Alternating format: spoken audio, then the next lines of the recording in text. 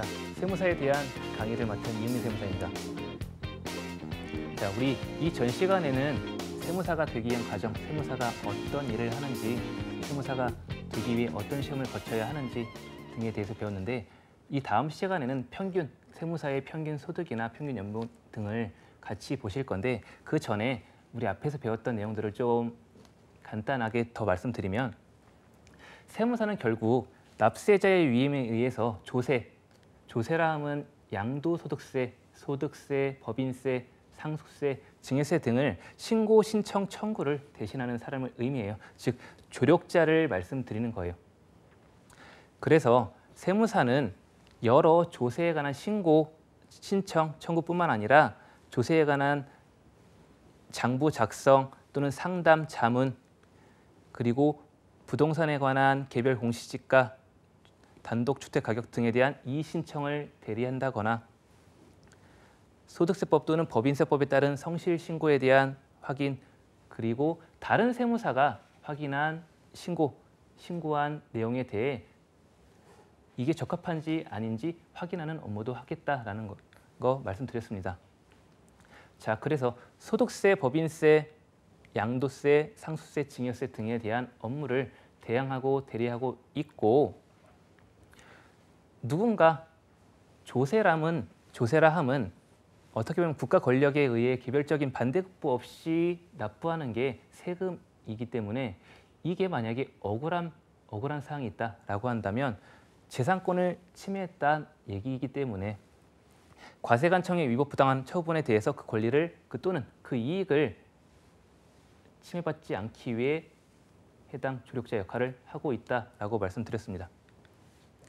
자, 그래서 추가적으로 세무사의 주된 업무 기장 대리, 개인 사업자라면 일정 수익 6억 원 이상 또는 3억 또는 1억 5천 이상에 대해서 수익 금액이 발생이 된다면 외부 전문가에 의해 장부를 만들어야 하고, 법인 사업자라면 의무적으로 외부 전문가에게 외부 조정을 의뢰해야 하기 때문에 그런 업무들을 세무사가 대리하고 있다. 세무사의 주 업무라고 보시면 될 것 같아요.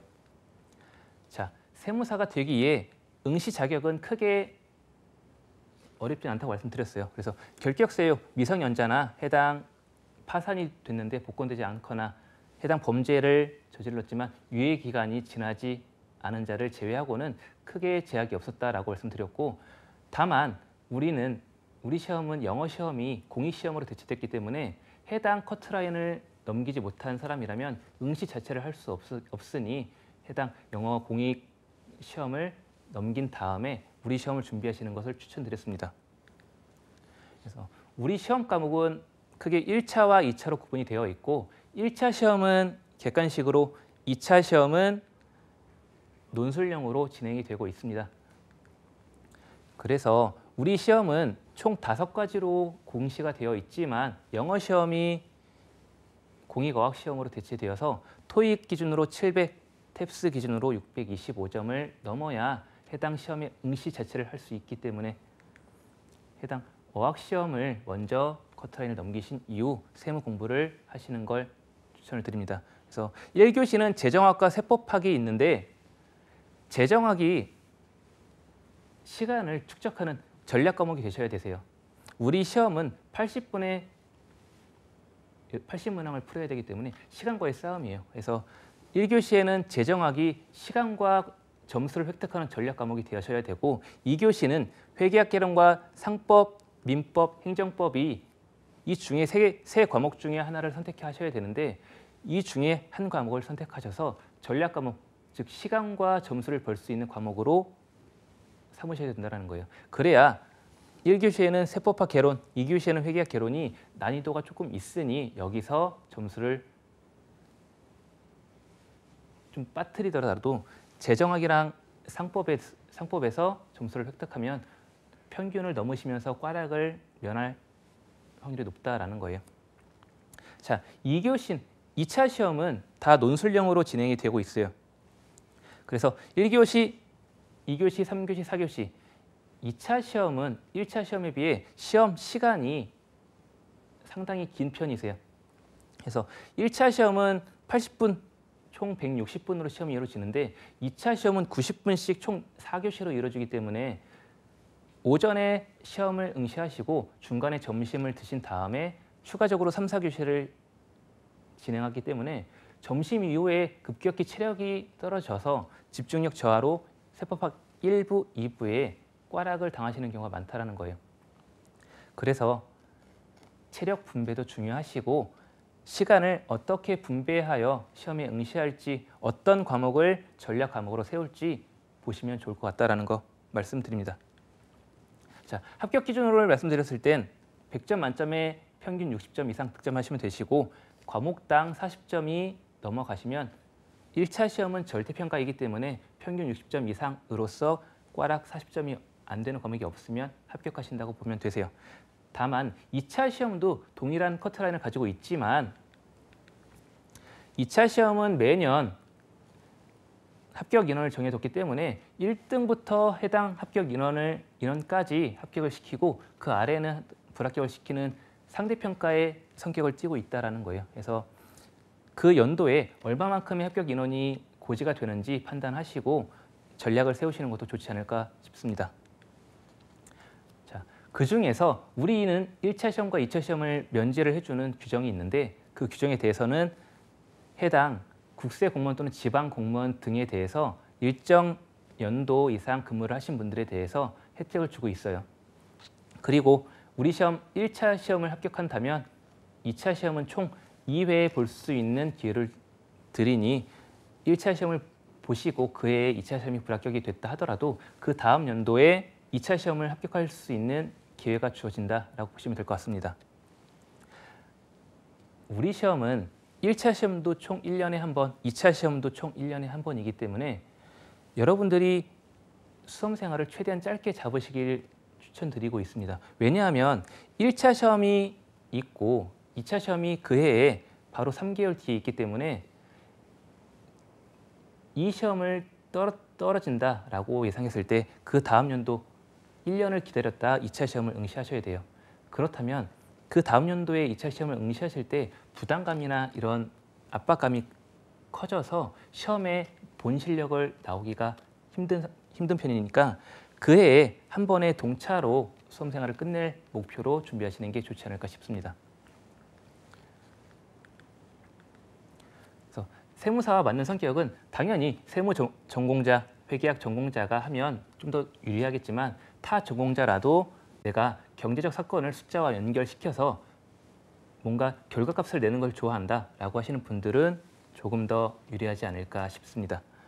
거기에 내 성격이 내향적인지 외향적인지 구분 짓지 마시고 내가 합격한 이후에 내성적이라면 진로를 거기에 맞게 설정하시고 외향적이라면 외향적에 맞게 내 진로를 설정하시면 되기 때문에 성격에 따른 세무사를 할지 말지는 결정하실 필요는 없다고 생각이 듭니다. 자, 보통 합격 후 진로는 합격했다고 세무사에 대한 자격증을 부여하시는 게 아니라 등록 전에 기재부령으로 정하는 실무 교육을 6개월 이상 수료를 해야 세무사, 세무대리를 할 수 있는 자격을 주어지고 있습니다. 거기에 등록 이후에도 매년 8시간 이상의 윤리교육을 이수하셔야지 해당 자격증이 유지가 된다고 보시면 될 것 같아요. 자, 실무교육은 총 6개월로 이루어지는데 1개월은 한국세무사회 주최로 나머지 5개월은 실무지도세무사사무소 또는 특별기관, 예를 들면 세무서라든지 국가기관을 통해 수습교육을 받을 수 있다고 보시면 될 것 같아요. 그래서 2020년 보통 그 합격해 다음해 1월부터 다음해 6월까지 실무교육을 이수하시고 한국세무사에서 주최하는 졸업시험을 응시하셔서 합격이 되시면 최종적으로 세무사에 대한 합격증을 수료 등록 받으실 수 있다고 보시면 될 것 같습니다. 자, 보통 세무사 합격 후 크게 4가지로 진로가 결정되는 경우가 많으세요. 첫 번째로는 세무법인의 근무세무사로. 이 경우는 일반적으로 내가 좀 더 많은 경험을 쌓고 싶다. 근무세무사에서 개업세무사로 넘어가는 경우가 많지만 개업을 바로 하다 보면 내가 여러 가지 경험을 하지 못한 상태에서 개업을 하면 실무적으로 닥치는 어려움 때문에 세무법인 등 일반 세무사 사무소에서 경험을 축적하고 노하우를 축적하여 개업을 하는 경우가 다반사인 것 같습니다. 그리고 금융회사나 일반 회사 그리고 세무공무원 등을 준비하여 왜 세무사 자격증을 취득하면 우대사항이 있기 때문에 금융회사라든지 일반 회사의 우대사항을 적용하여 취업을 한다거나 세무공무원 준비 시 세무사 자격증을 취득하면 가산점 5%가 부여되기 때문에 여기에 대한 큰 혜택을 이용하여 세무공무원으로 준비하시는 경우도 많다라고 말씀드렸습니다. 그 외에는 내가 영업력이 뛰어나고 전문성을 갖추고 있다라고 한다면 이제 내 사업을 영위하여 개업세무사로 발돋움 나가는 경우가 많은 경우인 것 같습니다. 이 시간은 우리 세무사가 얼마나 벌고 있는지 여러분들이 가장 궁금해하시는 사항이라고 볼 것 같아요. 그래서 우리 세무사들은 보통 얼마를 벌고 있는지 근무세무사로 전향한다면 얼마의 연봉을 지금 받고 있는지 간단하게 말씀드리면 세무사의 평균 연봉은 월급으로 치면 보통 780 정도 되세요. 780만 원 정도 되는데 연봉으로 따지면 대략 한 8천 언저리라고 보시면 될 것 같아요. 근데 이 연봉은 근무를 하시는 세무사님들과 개업을 한 세무사들과의 연봉을 모두 합친 금액이기 때문에 좀 편차가 있다고 보일 것 같아요. 그래서 세무사의 취업 진로별로 대략적인 연봉이 얼만큼 되는지 좀 말씀드려 볼게요. 자, 첫 번째, 세무법인 근무세무사는 일반적으로 수습, 아까 말씀드렸던 집체교육 1개월과 실무교육 5개월을 마친 이후에 세무사들은 1년차 때 보통 평균 연봉 3,000에서 3,500만 원 수령하고 있다라고 보시면 될 것 같습니다. 여기에 일반적으로 3,000에서 3,500 플러스 인센티브가 주어지는데 그것은 해당 세무법인의 업무 스타일에 따라 뭐 기장을 위주로 하는지 양도세, 상속세, 증여세를 위주로 하는지 또는 조세 불복 세무조사를 위주로 하는지에 따라 인센티브가 천차만별이기 때문에 그건 내가 가고자 하는 방향에 따라 세무법인을 선택하시면 될 것 같습니다. 거기에 내가 연차가 쌓여 2년 차에서 3년 차가 된다라고 보시면 평균적으로 한 3,500에서 4,000 정도, 많게는 4,500까지 차이가 있는데 이것 또한 세무법인에 따라 편차가 있으니 해당 회사가 어떤 연봉을 주고 있는지에 따라 그 회사를 선택하시면 좋지 않을까 싶습니다. 어떻게 보면 근무세무사는 전문직에 비해 급여가 그리 많은 편은 아니라고 저는 생각이 들어요. 그래서 보통의 세무사들은 내가 영업력이 갖춰져 있고 전문성을 갖추었다면 개업을 하여 내 사업을 운영하는 경우가 많다라고 보여집니다. 해서 개업한 세무사들의 매출 현황을 따져보면 2017년도까지 평균 한 2억 7천 정도로 보시면 될 것 같아요. 그 금액은 1인당 매출이기 때문에 여기에서 필요경비 등을 제외한 순소득으로 따지면 대략 한 9천만 원에서 한 1억 초반 정도로 보여질 것 같습니다.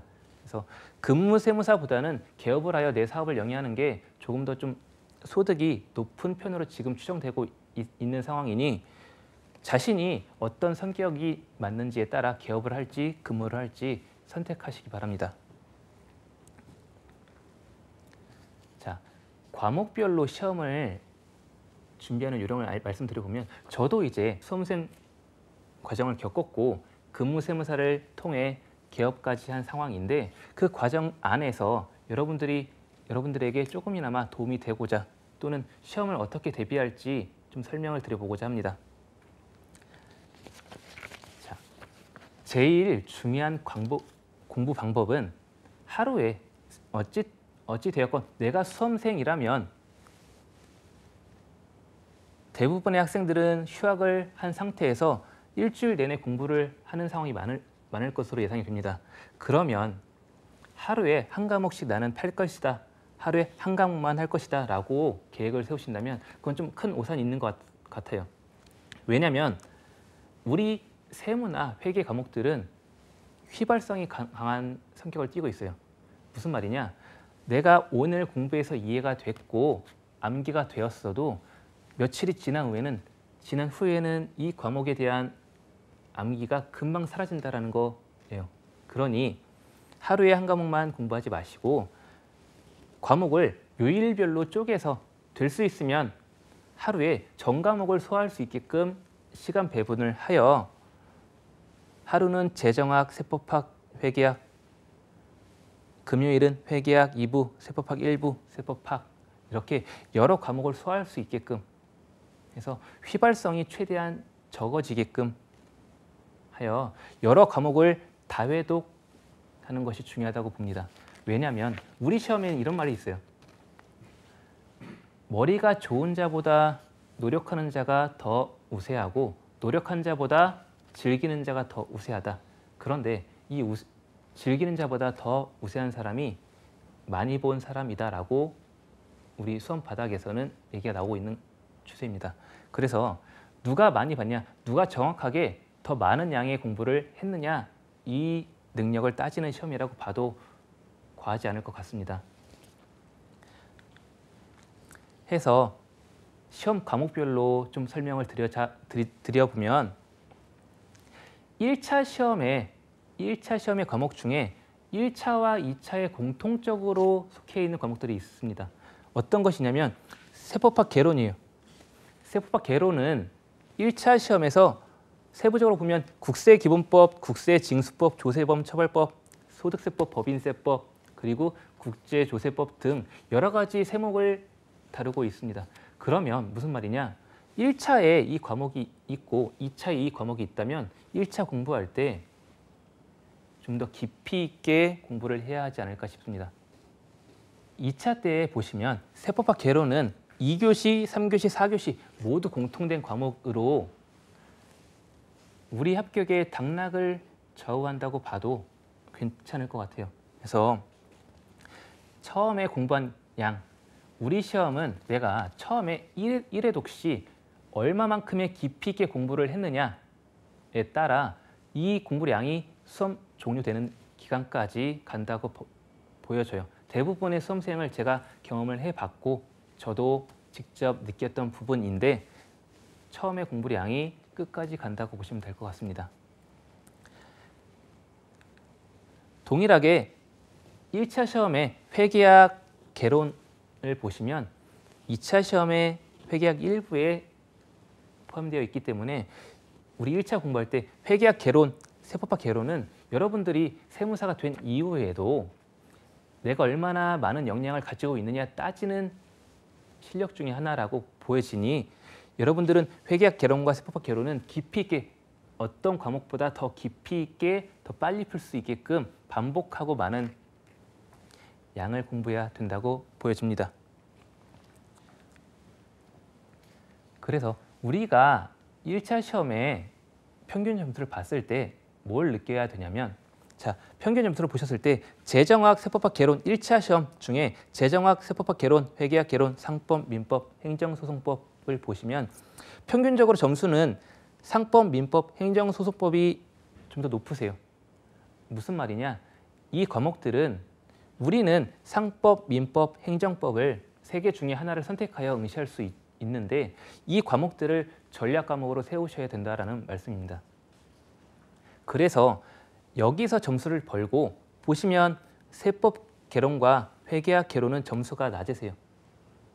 여기서 꽈락이 날 확률이 높다라는 말인 거예요. 그러니 우리는 상법 등에 대해서 점수와 시간을 획득하여 세법학 개론, 회계학 개론에서 시간을 좀 더 많이 투자해서 꽈락이 안 되게끔 시간 배분과 점수 배분을 전략을 세워주셔야 된다는 거예요. 전략 과목 중에 하나는 재정학도 포함이 되세요. 그래서 재정학, 보통 재정학과 상법을 많이 응시를 하시는데 이 두 과목으로 시간과 점수를 획득하는 전략을 세우시는 분들이 많다라고 보시면 될 것 같으니 자기의 성격에 맞게 내가 좋아하는 과목이 어떤 건지에 맞게 어디서 점수를 획득하고 어디서 꽈락을 면할지 고민해 보시면 될 것 같습니다. 자, 그럼 1교시 교시별로 1차 시험과 2차 시험 세부적으로 과목들을 어떻게 공부해야 할지 들여다보면 1차 시험은 아까 말씀드렸듯이 80문제를 80분 안에 풀어야 해요.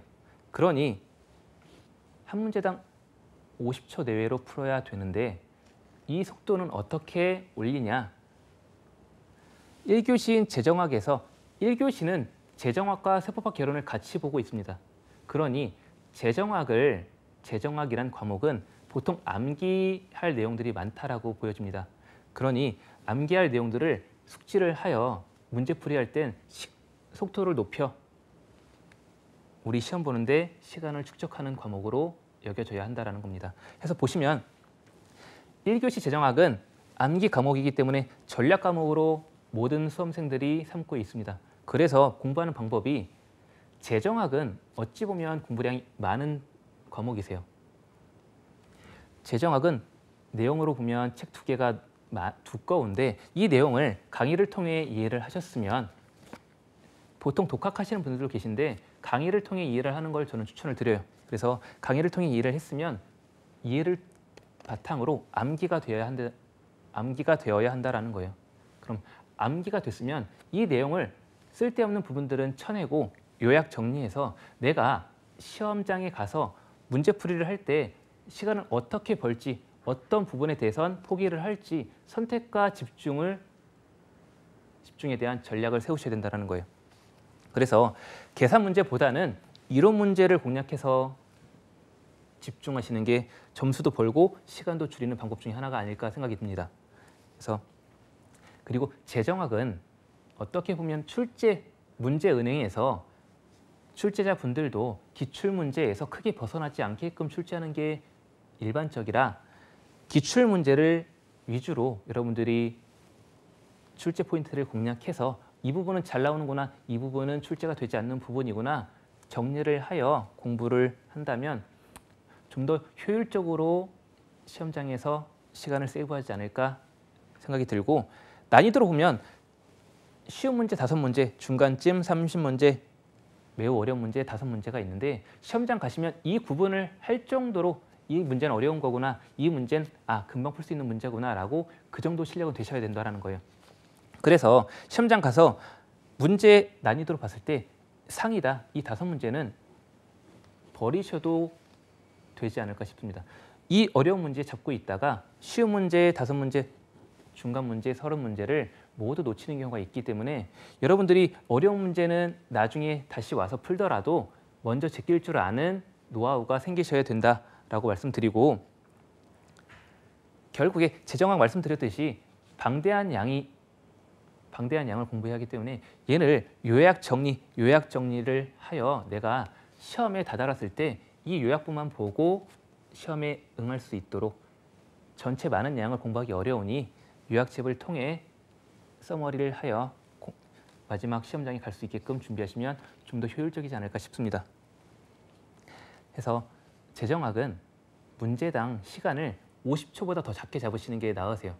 즉 원래는 1분 50초에 한 문제를 푸는 게 맞겠지만 여기서 보통은 30초에서 35초 사이로 한 문제당 시간을 잡으시면 어려운 다음 같이 보는 세포학 개론에서 좀 더 여유 있게 계산 문제를 풀 수 있지 않을까 싶습니다.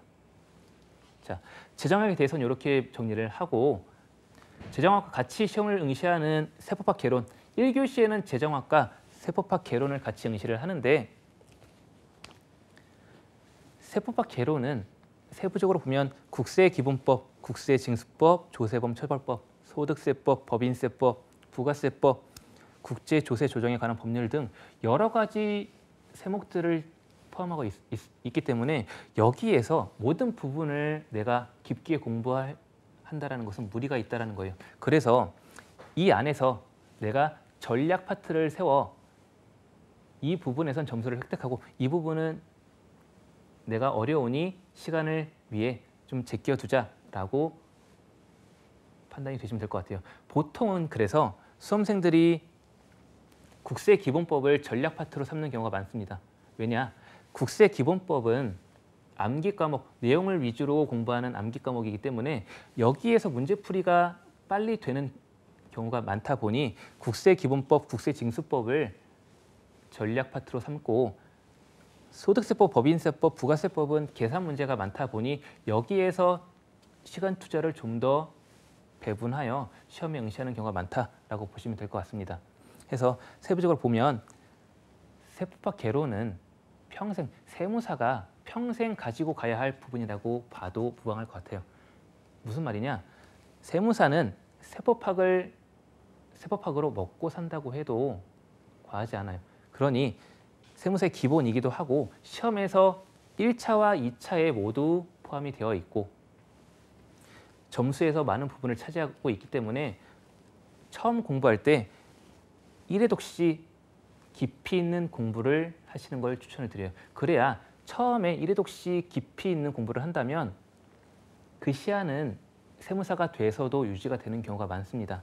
그 아래 보시면 국세징수법, 조세범 처벌법, 국제조세 총틀어 총 합계 내면 두세 문제밖에 출제가 되지 않고 있으니 저는 수험생 공부할 때 이 부분은 공부를 하지 않았습니다. 왜? 국세기본법, 법인세, 소득세, 부가세에 좀 더 선택과 집중을 하여 여기에 점수를 획득하고자 노력을 했다라는 얘기예요. 그래서 이 부분을 가지고 갈지 말지는 개인적인 성향에 따라 내가 좋아하는 파트가 어떤 파트인지 공부를 하시다 보면 어느 정도 감이 오실 테니 전략적으로 공부를 하시다 보면 뭔가 계획이 세우실 거라 믿습니다. 그래서 세법은 이론과 계산 문제가 같이 출제가 되는 과목이기 때문에 이해가 됐다라고 한다면 암기를 하신 이후 문제풀이 속도를 빨리 해야 돼요.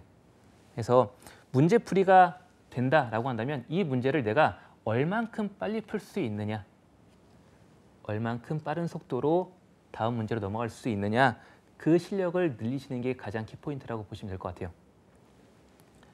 그래서 세법학 개론은 1차 시험도 중요하지만 2차 시험에서 퍼센트로 따지면 60% 이상을 차지하는 과목이다라고 보시면 될 것 같아요. 왜? 세무사 시험이니까. 그리하여 깊이 있는 공부가 필요하고 국세기본법은 암기를 통해 빨리 풀어 전략을 세워서 빠른 시일 내에 문제풀이하고 암기하여 시간과 점수를 벌 수 있는 전략 파트로 공략하시는 게 좋지 않을까 싶습니다. 세법학 개론에 대한 중요성은 아무리 말씀드려도 과하지 않아요. 왜?